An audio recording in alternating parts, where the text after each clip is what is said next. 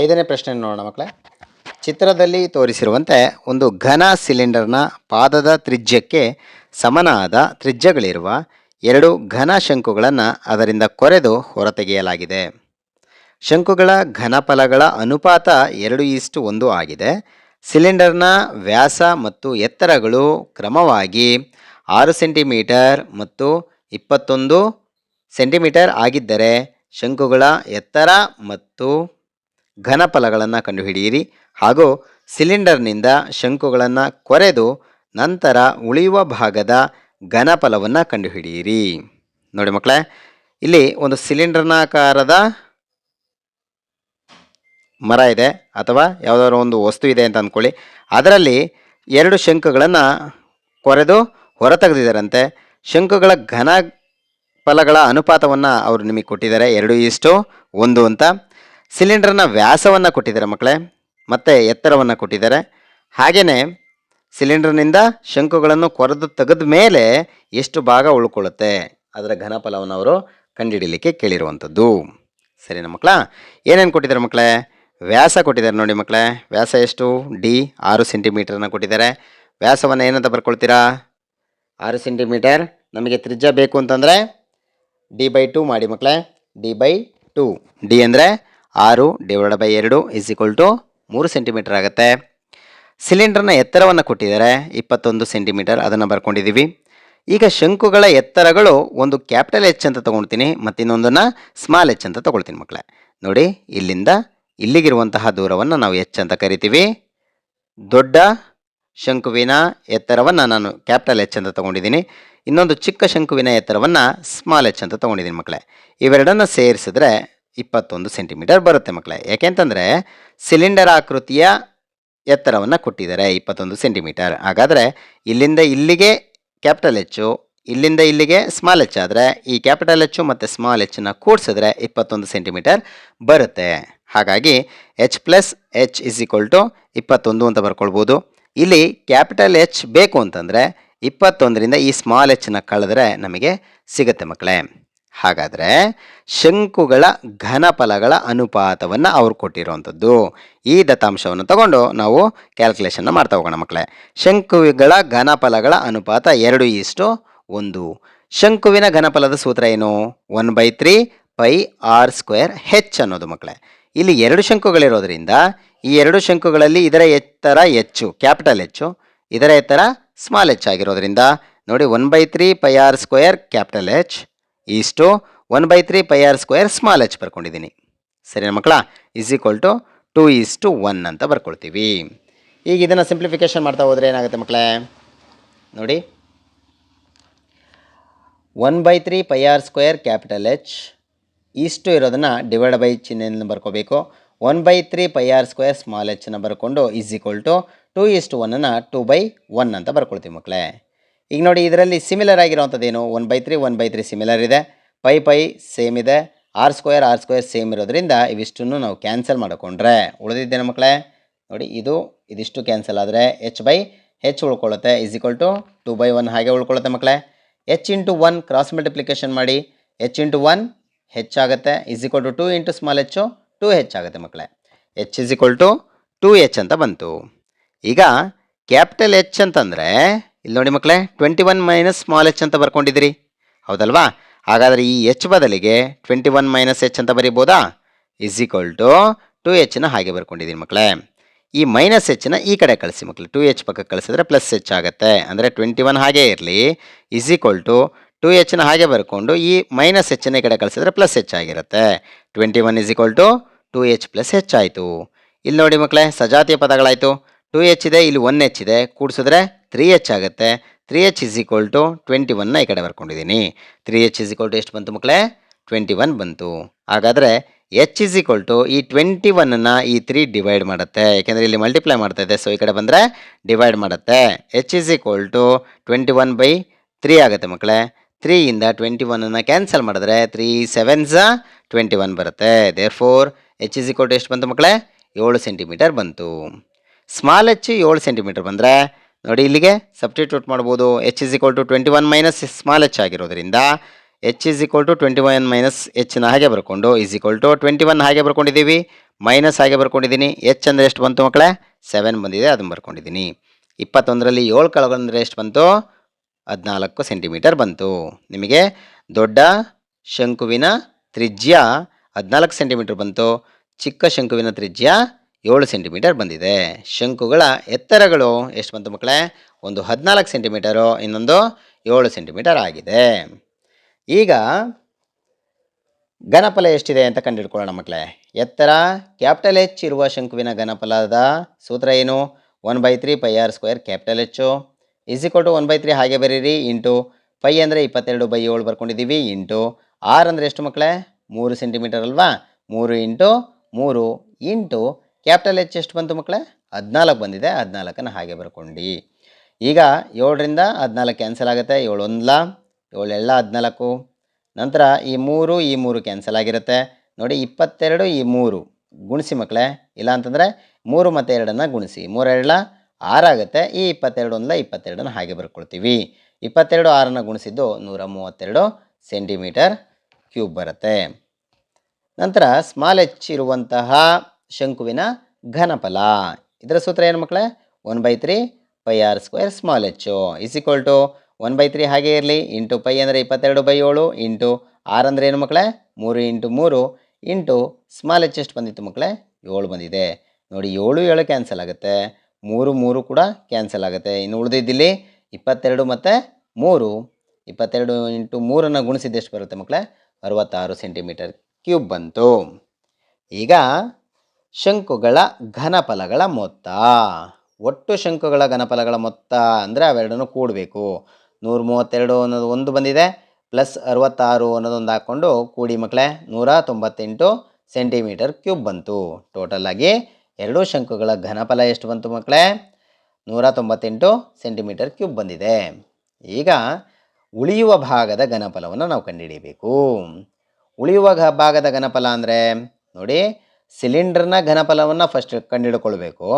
ಅದರಲ್ಲಿ 2 ಶಂಕುಗಳನ್ನು ತೆಗೆದಿದ್ದೀವಲ್ಲ ಹೊರಗಡೆ, ಆ 2 ಶಂಕುಗಳ ಘನಫಲವನ್ನು ಮೊತ್ತಗಳನ್ನು ನಾವು ಕಳಿಬೇಕು. ಸಿಲಿಂಡರ್ನ ಘನಫಲದಲ್ಲಿ ಏನು ಕಳಿಬೇಕು? ಶಂಕುಗಳ ಘನಫಲಗಳ ಮೊತ್ತವನ್ನು ಕಳಿಬೇಕು. ದೇರ್ಫೋರ್ ಸಿಲಿಂಡರ್ನ ಘನಫಲದ ಸೂತ್ರ ಏನು ಮಕ್ಕಳೇ? Pi R square H. Cylinder ಹೆಚ್ಚು ಎತ್ತರದ ಅಂದರೆ ಸಿಲಿಂಡರ್ನ ಎತ್ತರವನ್ನು ಇಲ್ಲಿ ಹಾಕ್ಕೊಳ್ಬೇಕು. ಪೈ ಅಂದರೆ 22/7 ಹಾಕ್ಕೊಳ್ಳಿ, ಇಂಟು ಆರ್ ಸ್ಕ್ವೇರ್ ಅಂದರೆ ಮಕ್ಕಳೇ 3 ಇಂಟು 3 ಅಂತ ಹಾಕ್ಕೊಳ್ತೀರಾ, ಇಂಟು ಸಿಲಿಂಡರ್ನ ಎತ್ತರ ಎಷ್ಟು ಮಕ್ಕಳೇ? 21 ಇದೆ, ಮೈನಸ್ ನೋಡಿ ಇಲ್ಲಿ ಶಂಕುಗಳ ಘನಫಲಗಳ ಮೊತ್ತವನ್ನು ನಾವು ಆಲ್ರೆಡಿ ಕಂಡುಹಿಡ್ಕೊಂಡ್ಬಿಟ್ಟಿದ್ದೀವಿ 198, ಅದನ್ನು ಇಲ್ಲಿಗೆ ಹಾಕ್ಕೊಳ್ತಾ ಇದ್ದೀವಿ. ಸರಿನಾ ಮಕ್ಕಳ? ಈಗ 7ರಿಂದ ಕ್ಯಾನ್ಸಲ್ ಮಾಡ್ಬೋದಲ್ಲ ಮಕ್ಕಳೇ?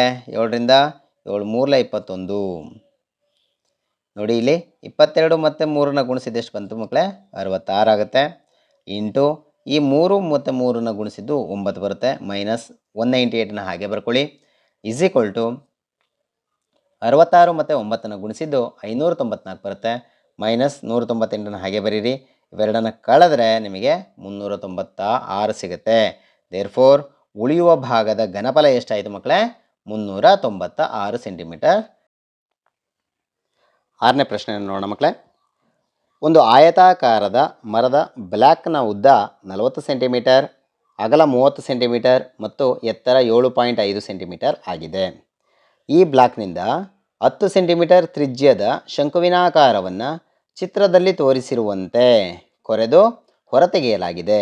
ಉಳಿದ ಭಾಗದ ಘನಫಲ ಮತ್ತು ಮೇಲ್ಮೈ ವಿಸ್ತೀರ್ಣವನ್ನು ಕಂಡುಹಿಡಿಯಿರಿ ಎಂಬ ಪ್ರಶ್ನೆಯನ್ನು ಕೊಟ್ಟಿದ್ದಾರೆ ಮಕ್ಕಳೇ.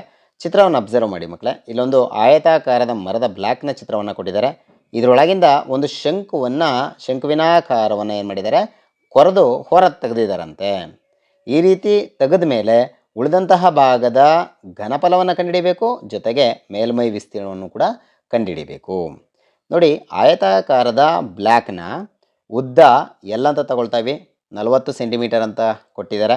ಅಗಲವನ್ನು ಬಿ ಅಂತ ತೊಗೊಂಡಿದ್ದೀನಿ, 30 ಸೆಂಟಿಮೀಟರ್ ಅಂತ ಕೊಟ್ಟಿದ್ದಾರೆ. ಎತ್ತರವನ್ನು ಎಚ್ ಅಂತ ತೊಗೊಂಡಿದ್ದೀವಿ, 7.5 ಸೆಂಟಿಮೀಟರ್ ಅಂತ ಕೊಟ್ಟಿದ್ದಾರೆ. ಸರಿನಾ ಮಕ್ಕಳ? ಇಲ್ಲಿ ಶಂಕುವಿನ ಆಕಾರ ಕಾಣಿಸ್ತಾ ಇದೆ. ಶಂಕುವಿನ ತ್ರಿಜ್ಯವನ್ನು ಕೊಟ್ಟಿದ್ದಾರೆ, ಇಲ್ಲಿಂದ ಇಲ್ಲಿಗೆ 10 ಸೆಂಟಿಮೀಟರ್ ಅಂತ. ಶಂಕುವಿನ ತ್ರಿಜ್ಯವನ್ನು ಆರ್ ಅಂತ ಕರ್ಕೊಳ್ತೀವಿ, R is equal to 10 centimetre. ಶಂಕುವಿನ ಎತ್ತರ ಇಲ್ಲಿಂದ ಇಲ್ಲಿಗೆ ಎಷ್ಟಿರುತ್ತೆ ಅಂತಂದರೆ ಘನದ ಎತ್ತರ ಎಷ್ಟಿರುತ್ತೋ ಅಷ್ಟೇ ಇರುತ್ತೆ ಮಕ್ಕಳೇ. ಹಾಗಾದರೆ ಶಂಕುವಿನ ಎತ್ತರ ಘನದ ಎತ್ತರಕ್ಕೆ ಈಕ್ವಲ್ ಆಗಿರೋದ್ರಿಂದ 7.5 ಸೆಂಟಿಮೀಟರ್ ಅಂತ ತಗೊಳ್ತೀವಿ. ಸರಿನಾ ಮಕ್ಕಳ? ಈ 7.5 ಸೆಂಟಿಮೀಟರ್ ಹೆಂಗೆ ಬಂತು ಅಂತ ಗೊತ್ತಿರಲಿ ಮಕ್ಕಳ. ಈಗ ಓರೆ ಎತ್ತರವನ್ನು ಕಂಡುಹಿಡಿಯೋಣ. L = h² + r² ಅನ್ನೋದು ಸೂತ್ರ. ಇದು ನೆನ್ಪಿಟ್ಕೊಂಡಿರಿ. H ಅಂದರೆ ಎಷ್ಟು ಮಕ್ಕಳೇ? 7.5 ಸ್ಕ್ವೇರ್ ಪ್ಲಸ್ ಆರ್ ಅಂದರೆ 10 ಸೆಂಟಿಮೀಟರ್, 10 ಸ್ಕ್ವೇರ್ ಅಂತ ಬರ್ಕೊಳ್ಳಿ. 7.5ನ್ನು 2 ಬಾರಿ ಗುಣಿಸಿ ಮಕ್ಕಳೇ. 7.5 × 7.5 ಅವೆರಡನ್ನು ಗುಣಿಸಿದ್ರೆ 56.25 ಬರುತ್ತೆ. ಪ್ಲಸ್ 10ನ್ನು 2 ಬಾರಿ ಗುಣಿಸಿದ್ರೆ 10 100 ಬರುತ್ತೆ ಮಕ್ಕಳೇ. ಇವೆರಡನ್ನು ಆ್ಯಡ್ ಮಾಡಿದ್ರೆ 156.25 ಬರುತ್ತೆ. ಇದರ ವರ್ಗಮೂಲವನ್ನು ತೆಗೆದ್ರೆ L = 12.5 ಸೆಂಟಿಮೀಟರ್ ಬರುತ್ತೆ ಮಕ್ಕಳೇ. ಓರೆ ಎತ್ತರ 12.5 ಸೆಂಟಿಮೀಟರ್ ಬಂತು. ಈಗ ಉಳಿದ ಭಾಗದ ಘನಫಲ ಎಷ್ಟು ಭಾಗ ಉಳ್ಕೊಂಡಿದೆ ಇದರೊಳಗಡೆ ಅಂತ. ಇದರಲ್ಲಿ ಟೋಟಲಾಗಿ ಆಯತಾಕಾರದ ಬ್ಲಾಕ್ನ ಘನಫಲವನ್ನು ಕಂಡುಹಿಡ್ಕೊಂಡು ಅದರಲ್ಲಿ ಏನು ತೆಗಿಬೇಕು ಮಕ್ಕಳೇ? ಶಂಕುವಿನ ಘನಫಲವನ್ನು ನಾವು ಹೊರಗಡೆ ತೆಗಿಬೇಕು. ಆವಾಗ ಎಷ್ಟು ಭಾಗ ಉಳ್ಕೊಂಡಿದೆ ಅಂತ ಗೊತ್ತಾಗುತ್ತೆ. L × B × H ಅನ್ನೋದು ಆಯತಾಕಾರದ ಬ್ಲಾಕ್ನ ಘನಫಲಕ್ಕೆ ಸೂತ್ರ ಆಗಿರುತ್ತೆ ಮಕ್ಕಳೇ. L × B × H ಅನ್ನೋದು ನೆನ್ಪಿಟ್ಕೊಂಡಿರಿ. ಮೈನಸ್ ಶಂಕುವಿನ ಘನಫಲದ ಸೂತ್ರ ನಿಮಗೆ ಆಲ್ರೆಡಿ ಗೊತ್ತಿದೆ, 1/3πr² H ಅನ್ನೋದು. L ಅಂತಂದರೆ ಉದ್ದ 40 ಮೀಟರ್, ನೆಕ್ಸ್ಟು B ಅಂತಂದರೆ 30 ಸೆಂಟಿಮೀಟರ್, H = 7.5 ಸೆಂಟಿಮೀಟರ್ ಅಂತ ಕೊಟ್ಟಿದ್ರು. ಅದೆಲ್ಲದನ್ನೂ ಸಬ್ಸ್ಟಿಟ್ಯೂಟ್ ಮಾಡಿದ್ದೀವಿ. ಮೈನಸ್ 1/3ನ ಹಾಗೆ ಬರ್ಕೊಂಡಿದ್ದೀನಿ. ಇಂಟು ಪೈ ಅಂದರೆ 22/7 ಇಂಟು ಆರ್ ಅಂತಂದರೆ ಮಕ್ಕಳೇ 10 ಸೆಂಟಿಮೀಟರ್ ಅಂತ ಕೊಟ್ಟಿದ್ದಾರೆ. 10 × 10 ಅಂತ ಬರ್ಕೊಳ್ಳಿ. ಇಂಟು H ಅಂದರೆ ಎಷ್ಟು ಮಕ್ಕಳೇ? ಶಂಕುವಿನ ಎತ್ತರ 7.5 ಅಂತ ಬರ್ಕೊಳ್ಳಿ. ನಂತರ ಇವೆರಡನ್ನು ಮಲ್ಟಿಪ್ಲೈ ಮಾಡ್ತಾ ಇದ್ದೀನಿ ನೋಡಿ ಮಕ್ಕಳೇ. 40 × 30ನ ಮಲ್ಟಿಪ್ಲೈ ಮಾಡಿದ್ರೆ ಎಷ್ಟು ಬರುತ್ತೆ? 1200 ಇಂಟು 7.5ನ ಹಾಗೆ ಬರ್ಕೊಂಡಿದ್ದೀವಿ. ಮೈನಸ್ ಇಲ್ಲಿ ನೋಡಿ ಮಕ್ಕಳೇ, 3ರಿಂದ ಯಾವ್ದಾದ್ರು ಕ್ಯಾನ್ಸಲ್ ಆಗುತ್ತಾ ನೋಡಿ ಮಕ್ಕಳೇ.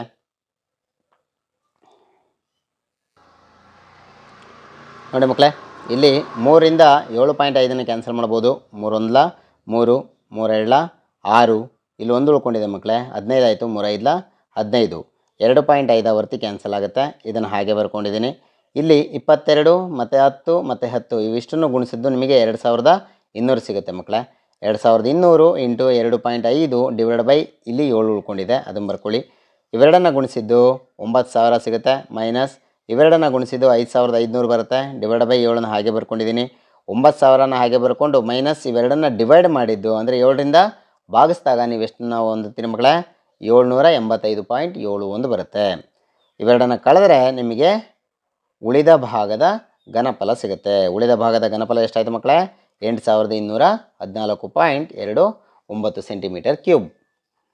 ನಂತರ ಮೇಲ್ಮೈ ವಿಸ್ತೀರ್ಣವನ್ನು ಕಂಡುಹಿಡಿಯಬೇಕು ಮಕ್ಕಳೇ. ಮೇಲ್ಮೈ ವಿಸ್ತೀರ್ಣವನ್ನು ಹೆಂಗೆ ಕಂಡುಹಿಡಿತೀರಾ? ಟೋಟಲಾಗಿ ಕೊಟ್ಟಿರುವಂಥ ಆಕೃತಿಯ ಮೇಲ್ಮೈ ವಿಸ್ತೀರ್ಣ ಬರಬೇಕು ಅಂದರೆ ಆಯತಾಕಾರದ ಬ್ಲಾಕ್ನ ಪೂರ್ಣ ಮೇಲ್ಮೈ ವಿಸ್ತೀರ್ಣ ಬೇಕು. ನೋಡಿ ಮಕ್ಕಳೇ, ಈ ಚಿತ್ರವನ್ನು ಅಬ್ಸರ್ವ್ ಮಾಡಿ ಮಕ್ಕಳೇ. ಇದರಲ್ಲಿ ಈ ಆಯತಾಕಾರದ ಬ್ಲಾಕ್ನ ಪೂರ್ಣ ಮೇಲ್ಮೈ ವಿಸ್ತೀರ್ಣ ಬೇಕು. ಅದಾದಮೇಲೆ ಈ ಭಾಗದ ವಿಸ್ತೀರ್ಣ ಇರಲ್ಲ ಮಕ್ಕಳೇ. ವೃತ್ತಾಕಾರ ಇದೆಯಲ್ಲ, ಈ ಭಾಗದ ವಿಸ್ತೀರ್ಣ ಇರಲ್ಲ, ಅದನ್ನು ಕಳಿಬೇಕಾಗತ್ತೆ, ನೆನ್ಪಿಟ್ಕೊಂಡಿರಿ. ಹಾಗೆಯೇ ಈ ಒಳಭಾಗದ ವಿಸ್ತೀರ್ಣ ಇರುತ್ತೆ ಮಕ್ಕಳೇ. ಶಂಕುವಿನ ಪಾರ್ಶ್ವ ಮೇಲ್ಮೈ ವಿಸ್ತೀರ್ಣದ ಭಾಗ ಇರುತ್ತೆ, ಆದರೆ ಈ ವೃತ್ತಾಕಾರದ ಭಾಗದ ವಿಸ್ತೀರ್ಣ ಇರಲ್ಲ. ಈ ಆಯತಾಕಾರದ ಪೂರ್ಣ ಮೇಲ್ಮೈ ವಿಸ್ತೀರ್ಣ ಇರುತ್ತೆ ಮಕ್ಕಳೇ. ಅದಷ್ಟನ್ನು ನೆನ್ಪು ಮಾಡ್ಕೊಳ್ಳಿ ಮಕ್ಕಳೇ. ನೋಡಿ, ಆಯತಾಕಾರದ ಬ್ಲಾಕ್ನ ಪೂರ್ಣ ಮೇಲ್ಮೈ ವಿಸ್ತೀರ್ಣ ಇರುತ್ತೆ, ಅದರಲ್ಲಿ ಶಂಕುವಿನ ಪಾದದ ವಿಸ್ತೀರ್ಣ ಅಂದರೆ ವೃತ್ತಾಕಾರದ ಪಾದ ಇತ್ತಲ್ಲ, ಆ ವಿಸ್ತೀರ್ಣವನ್ನು ಕಳಿಬೇಕು. ಪ್ಲಸ್ ಶಂಕುವಿನ ಪಾರ್ಶ್ವ ಮೇಲ್ಮೈ ವಿಸ್ತೀರ್ಣ ಇದ್ದೇ ಇರುತ್ತೆ ಮಕ್ಕಳೇ, ಅದನ್ನು ಕೂಡ್ಕೋಬೇಕು. ದೇರ್ಫೋರ್ ಆಯತಾಕಾರದ ಬ್ಲಾಕ್ನ ಪೂರ್ಣ ಮೇಲ್ಮೈ ವಿಸ್ತೀರ್ಣ ಸೂತ್ರ ಏನು ಮಕ್ಕಳೇ? 2 × LB + BH + HL. ಇದನ್ನು ನೆನ್ಪಿಟ್ಕೊಂಡಿರಿ ಮಕ್ಕಳೇ. ಮೈನಸ್ ಶಂಕುವಿನ ಪಾದದ ವಿಸ್ತೀರ್ಣ, ಅದು πr², ಯಾಕೆಂದರೆ ವೃತ್ತದ ವಿಸ್ತೀರ್ಣ. ಪ್ಲಸ್ ಶಂಕುವಿನ ಪಾರ್ಶ್ವ ಮೇಲ್ಮೈ ವಿಸ್ತೀರ್ಣದ ಸೂತ್ರ ಏನು ಮಕ್ಕಳೇ? πrl. ಈಗ ಎರಡು ಹಾಗೆ ಬರ್ಕೊಂಡಿದ್ದೀನಿ. L ಅಂತಂದರೆ 40, B ಅಂದರೆ 30, ಅವೆರಡನ್ನು ಗುಣಿಸ್ಬೇಕು. ಪ್ಲಸ್ ಹಂಗೆ ಹಾಕ್ಕೊಂಡಿದ್ದೀವಿ. B × H ಅಂತಂದರೆ 30 ಮತ್ತು 7.5 ಪ್ಲಸ್ H × L ಅಂತಂದರೆ H ಅಂದರೆ 7.5 ಇಂಟು L ಅಂದರೆ 40 ಸಬ್ಸ್ಟಿಟ್ಯೂಟ್ ಆಗಿದೆ ಮಕ್ಕಳೇ. ಮೈನಸ್ ಪೈ ಅಂದರೆ 3.14 ಹಾಕ್ಕೊಂಬಿಡಿ ಮಕ್ಕಳೇ ಡೈರೆಕ್ಟಾಗಿ. ಇಂಟು r² ಅಂದರೆ 10 × 10 ಅಂತ ಬರ್ಕೊಂಡಿದ್ದೀನಿ. ಪ್ಲಸ್ ಪೈ ಅಂದರೆ 3.14 ಇಂಟು r ಅಂದರೆ 10 ಪ್ಲಸ್ ಇಂಟು ಎಲ್ಲಂದರೆ 12.5 ಮಕ್ಕಳೇ. ಈಗಿಲ್ಲಿ 2ರಿಂದ ಇದನ್ನು ಗುಣಿಸಿ ಮಕ್ಕಳೇ, ಅಂದರೆ 2ನ್ನು ಹಾಗೆ ಬರ್ಕೊಂಡಿದ್ದೀನಿ. 4 ಮೂರ್ಲ 12, ಈ 2 ಸೊನ್ನೆಗಳನ್ನ ಹಾಗೆ ಹಾಕ್ಕೊಂಡಿದ್ದೀವಿ, 1200 ಆಯಿತು. ಪ್ಲಸ್ 7.5 ಮತ್ತು 30, ಇವಿಷ್ಟನ್ನ ಗುಣಿಸಿದ್ದು 225.0 ಬರುತ್ತೆ. ಪ್ಲಸ್ ಇವೆರಡನ್ನು ಗುಣಿಸಿದ್ದು 300 ಬರುತ್ತೆ. ಮೈನಸ್ 3.14 ಮತ್ತು ಈ 10 ಮತ್ತು ಈ 10 ಇವೆರಡನ್ನು ಗುಣಿಸಿದ್ದು 314 ಆಗುತ್ತೆ ಮಕ್ಕಳೇ. ಪ್ಲಸ್ 314 ಇಂಟು 3.14 ಇಂಟು 10 ಇವೆರಡನ್ನು ಮಲ್ಟಿಪ್ಲೈ ಮಾಡಿದಾಗ 31.4 ಆಗುತ್ತೆ ಮಕ್ಕಳೇ. ಪಾಯಿಂಟ್ ಮುಂದಕ್ಕೆ ಶಿಫ್ಟ್ ಆಗುತ್ತೆ, 10 ಇರೋದನ್ನ ಗುಣಿಸಿದಾಗ 31.4 ಆಗುತ್ತೆ. ಇಂಟು ಈ 12.5ನ ಹಾಗೆ ಬರ್ಕೊಳ್ಳಿ ಮಕ್ಕಳೇ. 2 ಹಾಗೆ ಬರ್ಕೊಂಡಿದ್ದೀನಿ. ಇವಿಷ್ಟನ್ನ ಆ್ಯಡ್ ಮಾಡಿದ್ರೆ ಅಂದರೆ ಕೂಡಿದ್ರೆ 1725 ಬರುತ್ತೆ. ಮೈನಸ್ 314ನ ಹಾಗೆ ಬರ್ಕೊಂಡಿದ್ದೀನಿ. ಪ್ಲಸ್ ಹಾಗೆ ಬರ್ಕೊಂಡಿದ್ದೀವಿ 31.4 ಮತ್ತು 12.5 ಇವೆರಡನ್ನ ಮಲ್ಟಿಪ್ಲೈ ಮಾಡಿದಾಗ ಎಷ್ಟು ಬಂದಿದೆ ಮಕ್ಕಳೇ? 392.5 ಬರುತ್ತೆ. ಇವೆರಡನ್ನ ಗುಣಿಸಿದ್ದು 3450, 314 ಹಾಗೆ ಬರ್ಕೊಂಡಿದ್ದೀನಿ. ಪ್ಲಸ್ 392.5 ಕೂಡ ಹಾಗೆ ಬರ್ಕೊಂಡಿದ್ದೀನಿ ಮಕ್ಕಳೇ. ನೋಡಿ 3450ರಲ್ಲಿ 314ನ ಕಳೆದು ಉಳಿದಿರುವಂಥದ್ದನ್ನ 392.5ಕ್ಕೆ ಗುಣಿಸಿದ್ರೆ ನೀವು ಈ ಉತ್ತರವನ್ನು ಪಡಿತೀರಿ ಮಕ್ಕಳೇ. 3528.5 ಸೆಂಟಿಮೀಟರ್ ಸ್ಕ್ವೇರ್. ಇದು ಆಕೃತಿಯ ಮೇಲ್ಮೈ ವಿಸ್ತೀರ್ಣ ಆಗಿರುತ್ತೆ ಮಕ್ಕಳೇ.